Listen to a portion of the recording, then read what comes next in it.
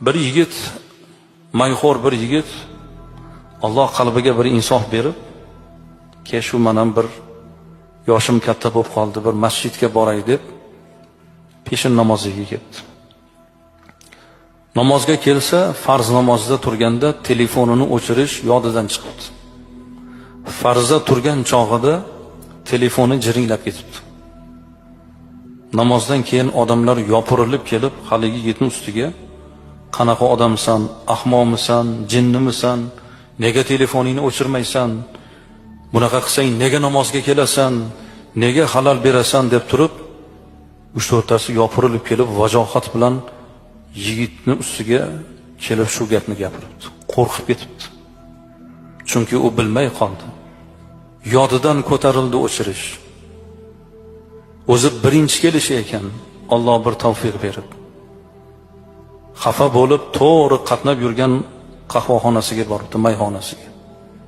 Borib, quy debdi. Ko'tarib bittasini ichibdi. Yana quy debdi, yana ko'tarib ichibdi. Uchinchisini quyib qo'ygan ekan, xayol og'ushida o'tirsa, qo'li stakonga tegib tushib ketibdi. Chil-parchin bo'lib yerga sinibdi. Bu endi bu yerdan ham bir qattiq gap eshitaman deb tursa, o'sha yerning egasi kelibdi-da, yelkasini silab, xijolat bo'lmang debdi. Haligini singaniga xijolat bo'lyapsizmi? 100tasi sinmaydimi debdi.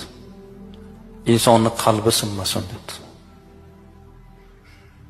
Qarangki, birgina o'sha yerdan shirin so'z topgan yigit yana o'sha ishni davom ettirib, o'sha yerni doimiy yana mijozga aylanibdi. Nega biz yaxshi so'z ayta olmaymiz? Bir-birimizga qo'pol gapiramiz.